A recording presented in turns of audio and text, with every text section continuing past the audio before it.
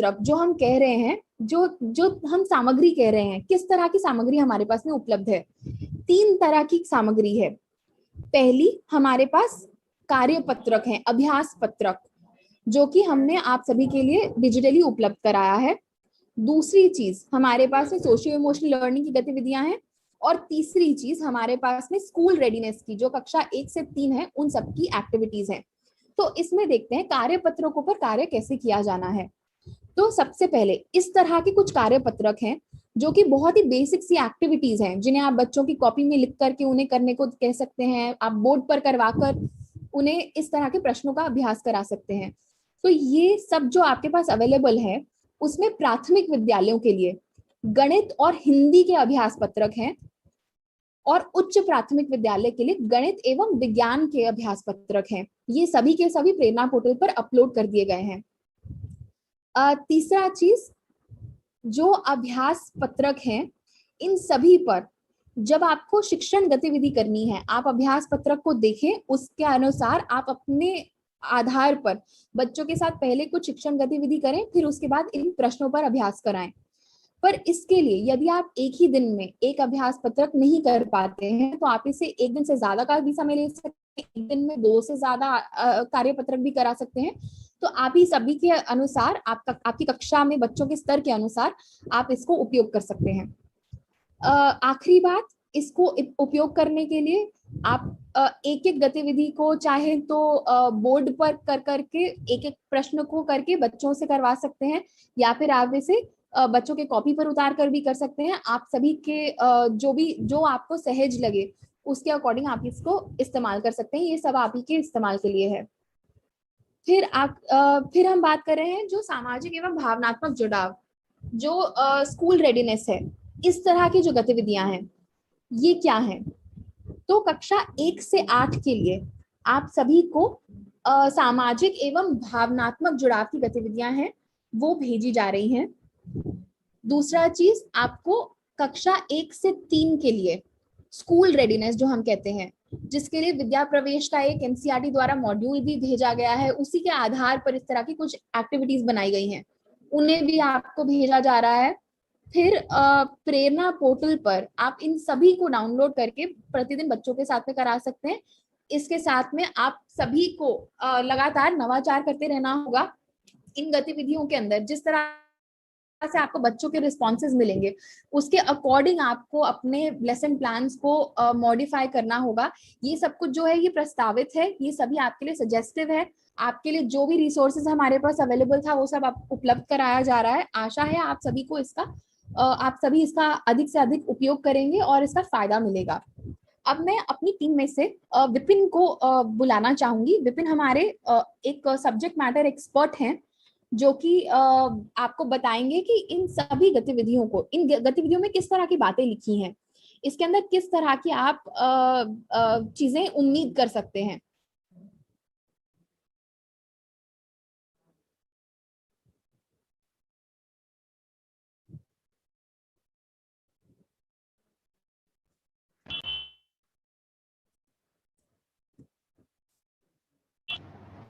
जो ही आप मेरा वाला स्क्रीन शेयर कर लीजिए ना, दूसरा स्लाइड जो है ना वो शेयर कर दीजिएगा।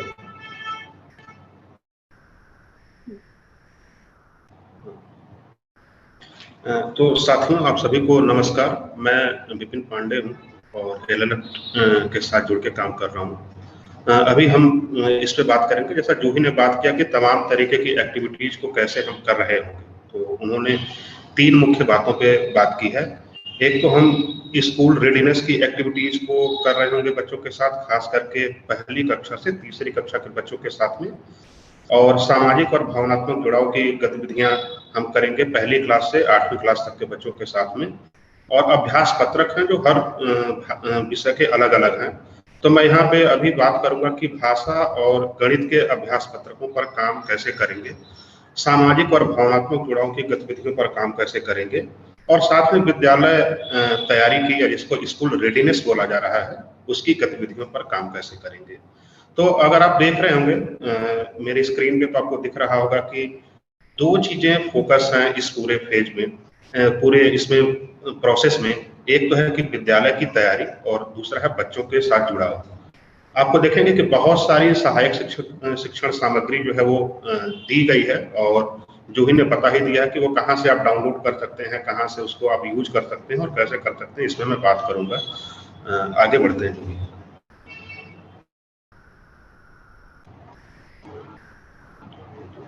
तो फिर इस पे आप हम आगे देखेंगे कि किस तरीके से हम बात करते हैं। जैसे देखिए, जब विद्यालय की तैयारी संबंधित गतिविधियों की बात होती है, तो एक बात अभी पहले चर्चा में आई थी कि एनसीईआरटी ने भी एक डॉक्यूमेंट बनाया है मॉड्यूल टाइप का, जो उसमें 50-55 पेजों में बात करें कि किस तरीके से इतने लंबे समय के बाद जब स्कूल खुल रहे हैं तो हमें किस तरीके की गतिविधियों से शुरुआत करनी चाहिए, खास करके पहली से तीसरी क्लास के बच्चों के साथ में।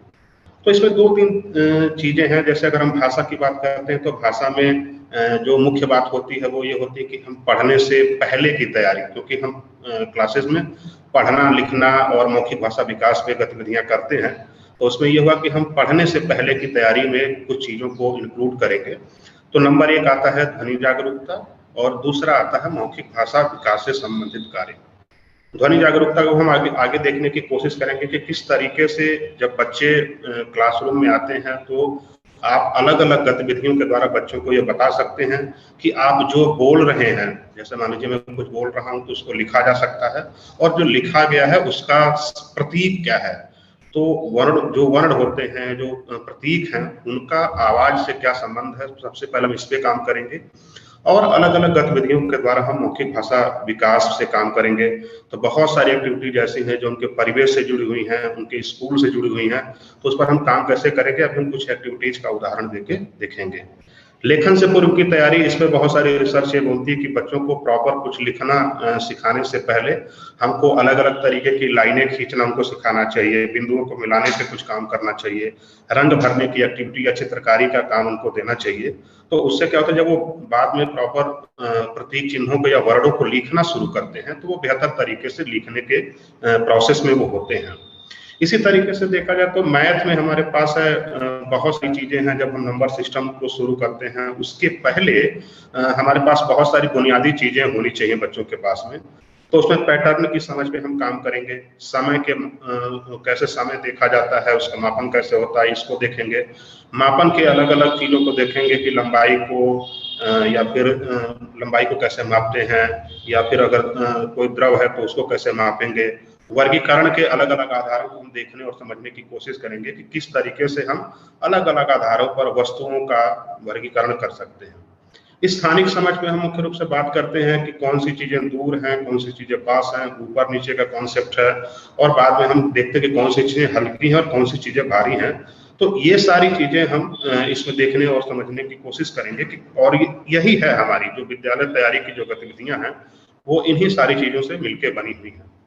अब एक जो पहले बात हुई थी कि सामाजिक और भावनात्मक जुड़ाव की गतिविधियां, उसमें हम देखेंगे कि बच्चे कुछ अपने आप से नियम बना पाए, अपने आप को एक्सप्रेस कर पाए, अपनी भावनाओं को आप लोगों से बता पाए, तो उससे जुड़ी हुई कुछ चीजों की बात करेंगे।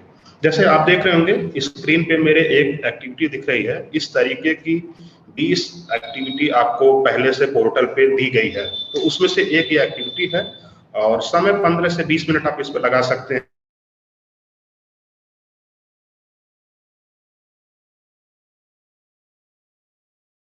पहले से तय है कि इस एक्टिविटी को कराने का उद्देश्य क्या है, तैयारी में किन किन सामग्रियों को हमें लेना पड़ेगा ये है, और तैयारी किस तरीके से करेंगे।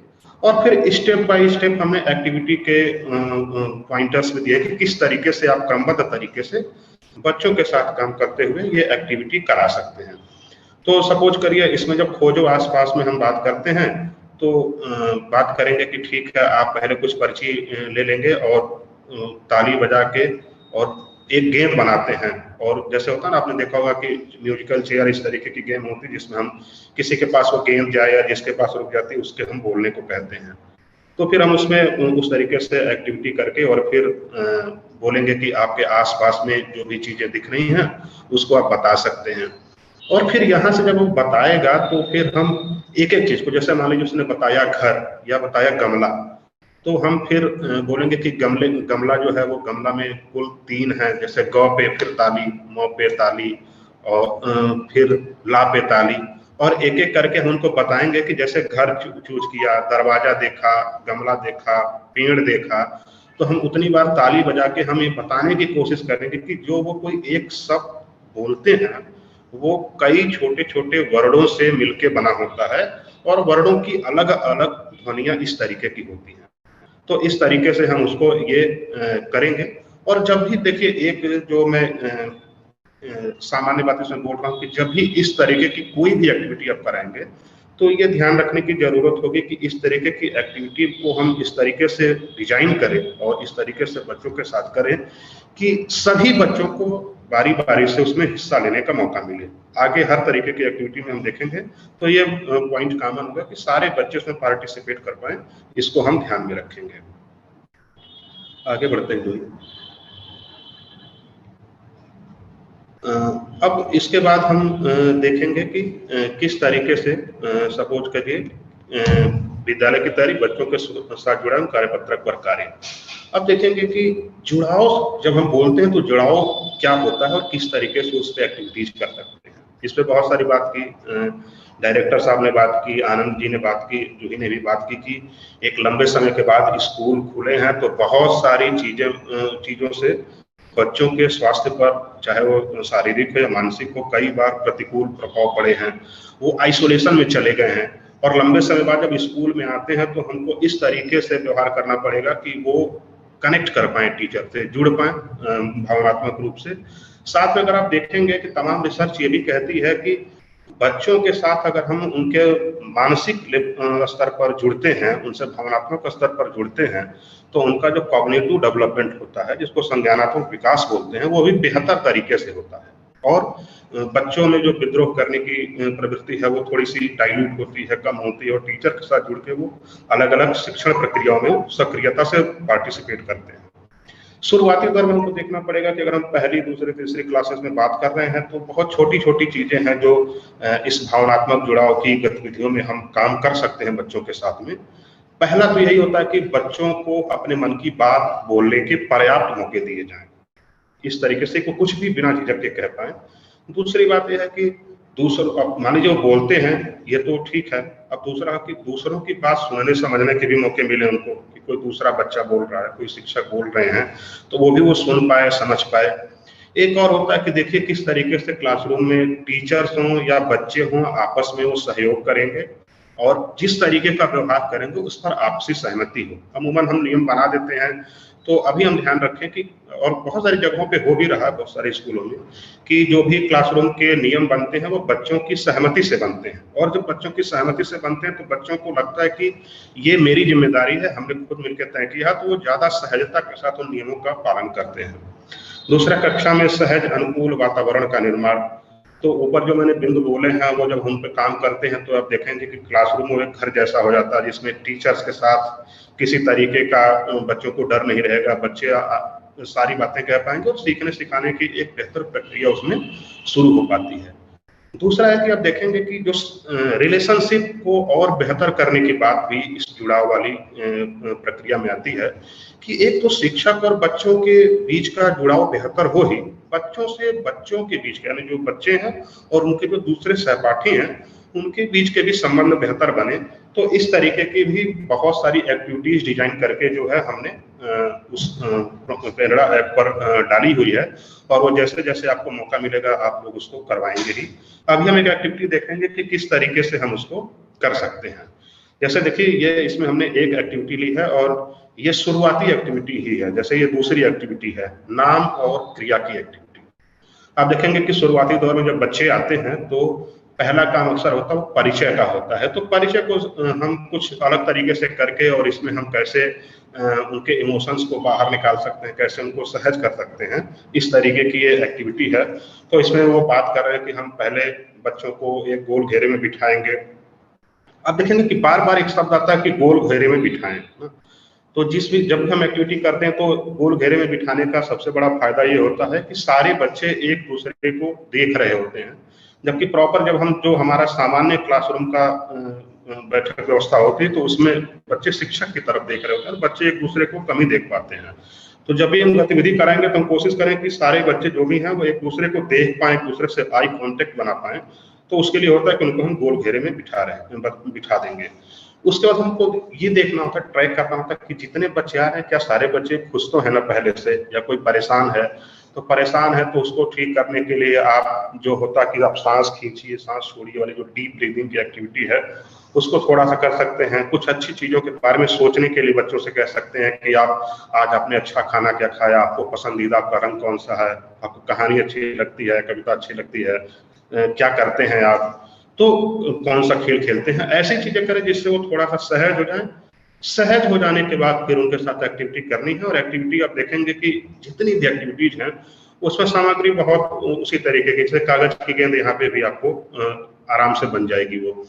अब इसके बाद हम बच्चे परिचय देंगे और अभिवादन के तौर पर कोई क्रिया करेंगे। सपोज करिए कि पहला बच्चा बोला कि मेरा नाम सुरेश है, और सुरेश फिर अपने हिसाब से कोई भी एक एक्शन करेगा जो उसके शरीर से जुड़ा होगा। जैसे मुस्कुरा सकता है, वो उछल सकता है, हंस सकता है, थोड़ा सा आगे आ सकता है, धीरे धीरे चल सकता है, कुछ भी जो वो एक्टिविटी मतलब शुरुआती दौर की एक्टिविटी में हम बोल सकते हैं कि तुम कुछ भी कर सकते हो, अपने नाम को बताने के साथ में एक एक्टिविटी करो। और इस तरीके से हम सारे बच्चों से वो करते हैं। तो एक तो जब बच्चे, और उसमें सबसे जरूरी बात होती है कि जब बच्चे इस प्रक्रिया को कर रहे हों तो कई बार ऐसा होता है कि हम जो निर्देश दे रहे होते हैं तो बच्चे वो शुरुआती दौर में खास करके पहली दूसरी क्लास के बच्चे कई बार समझ नहीं पाते।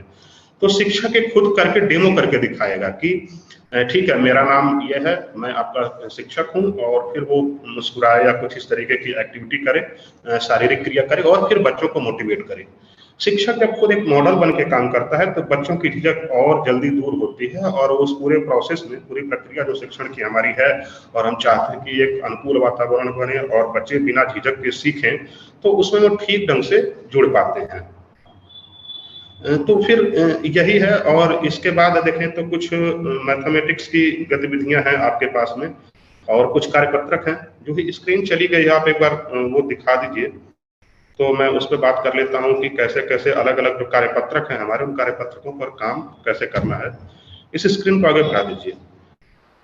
तो अभी हम देखेंगे कि किस तरीके से, जैसे यहाँ पे एक सामान्य जानकारी दी गई है, पहले भी बात हुई थी कि बहुत सारे कार्यपत्रक आपके पास में हैं जो आप वहाँ से डाउनलोड कर सकते हैं, और इसके लिए विभिन्न उपाय भी बताया कि आप चाहें तो इन कार्यपत्रकों पर, एक कार्यपत्रक पर अधिकतम 4 एक्टिविटीज हैं। तो उन 4 एक्टिविटीज को आप ब्लैक बोर्ड पे या ग्रीन बोर्ड पे जो भी आपके पास उपलब्ध है उस पर लिख के और आप हर एक बच्चे से वो एक्टिविटी करा सकते हैं। आप देखेंगे कि ये एक्टिविटी भाषा में जो है वो पहली, जब हम ध्वनि जागरूकता की बात कर रहे थे तो वो पहले होता कि प्रथम ध्वनि की पहचान कैसे करते हैं वो, फिर वर्ण को पहचान कैसे करते हैं, और फिर वर्णों को जोड़ के शब्द कैसे बनाते हैं। इस तरीके की एक्टिविटी जो है वो क्रमिक विकसित रूप में वो दी गई है।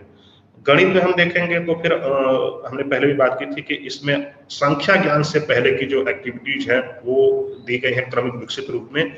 तो पहले से आपको दिख सकता है कि पैटर्न की समझ पर आधारित कुछ गतिविधियां हैं, कुछ समय के मापन से आधारित गतिविधियां हैं, कुछ वर्गीकरण से आधारित गतिविधियां हैं, और कुछ जो स्पेटियल अंडरस्टैंडिंग होती है, जो स्थानिक समझ की से जुड़ी गतिविधियां हैं कि दूर पास का कॉन्सेप्ट क्या होता है, ऊपर नीचे का कॉन्सेप्ट क्या होता है, हल्का भारी का क्या कॉन्सेप्ट, तो इससे जुड़ी हुई गतिविधियां हैं। अभी हम क्या करेंगे कि अगले पेज में हम देखने की कोशिश करेंगे कि ये कार्यपत्रक दिखते कैसे हैं और एक एक कार्यपत्रक को देखते हुए हम कैसे काम कर सकते हैं। तो नेक्स्ट स्लाइड जो भी कर दीजिए, उसमें हम एक बार कार्यपत्रक देख लेते हैं और उस पर संक्षिप्त सी बात कर लेते हैं। देखिए जैसे आपके पास में आपको दिख रहा होगा, ये 3 तरीके के कार्यपत्रक दिए गए हैं।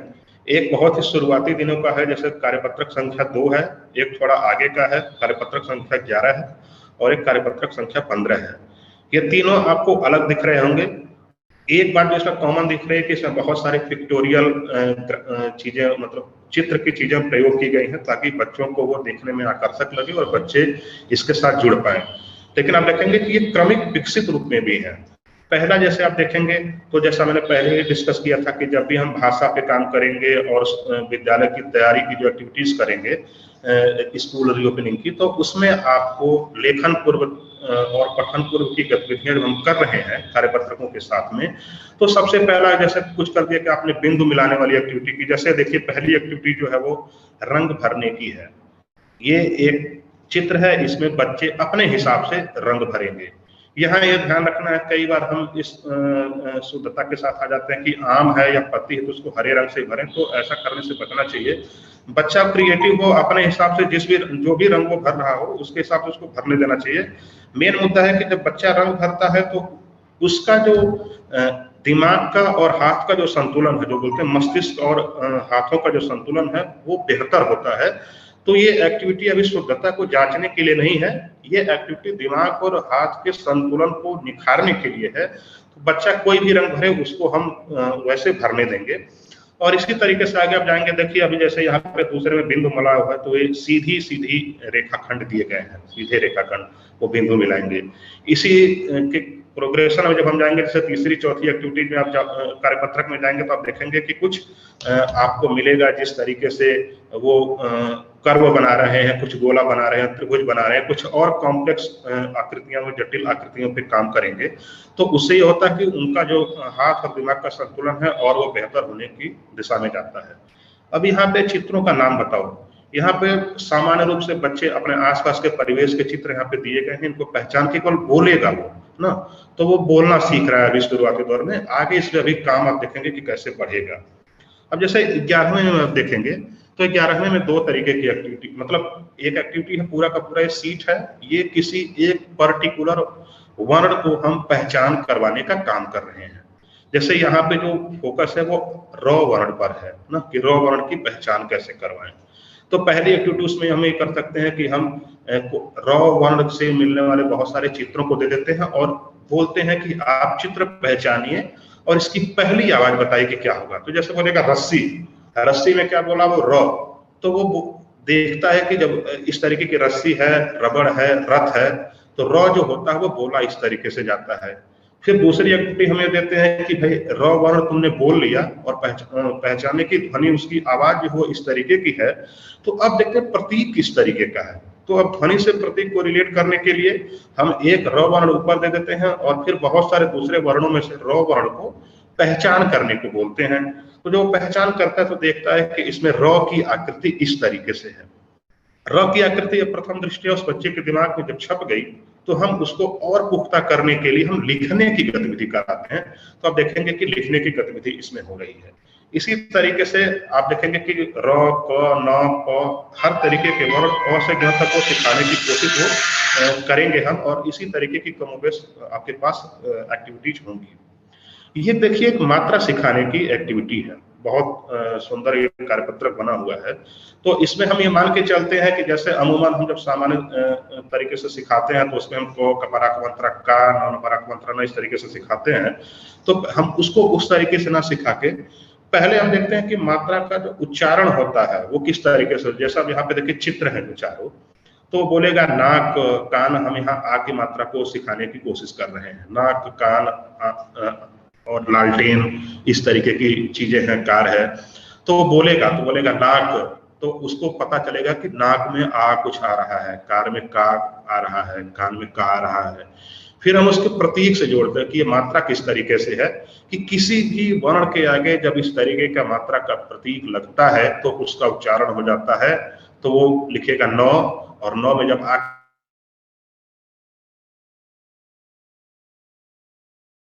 की मात्रा लगती तो हो जाता है ना।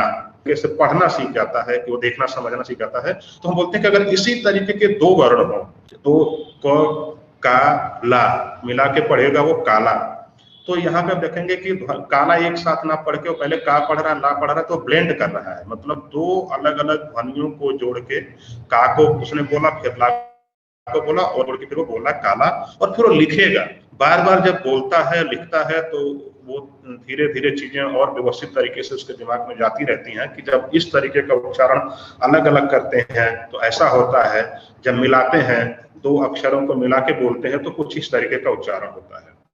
और देखेंगे बहुत सारी इस तरीके की चित्रात्मक गतिविधि भी आपको दी गई होगी, जिसमें एक चित्र है और चित्र के बारे में बच्चों से एकदम वैसे मौखिक भाषा विकास के लिए पूछ लेना है कि आखिर इस चित्र में हो क्या रहा है। तो हो सकता है कि हर बच्चा अलग अलग तरीके से ऑब्जर्व करे और उसके बाद जो है वो अपनी बात रखे कि किस तरीके से वो चीजें हो रही हैं, और वो उस तरीके से करने की कोशिश करेगा। तो अभी इस तरीके से हमने भाषा पे बात की और भाषा के 3 अलग-अलग कार्यपत्रकों को देखा। आप देखेंगे तो गणित में भी इसी तरीके के कार्यपत्रक दिए गए हैं और उसी तरीके से 3-4 एक्टिविटीज उसमें दी गई हैं, जिसमें हम ये बात करते हैं कि किस तरीके से हम संख्या पूर्व की कई सारी उदाहरणों पर, जिन पर मैंने पहले बात की थी, उन पर हम काम कर सकते हैं। तो आप जब प्रेरणा ऐप से आप चाहें तो आप डाउनलोड करके वो देखेंगे और उसमें एक्टिविटीज को कराने के सारे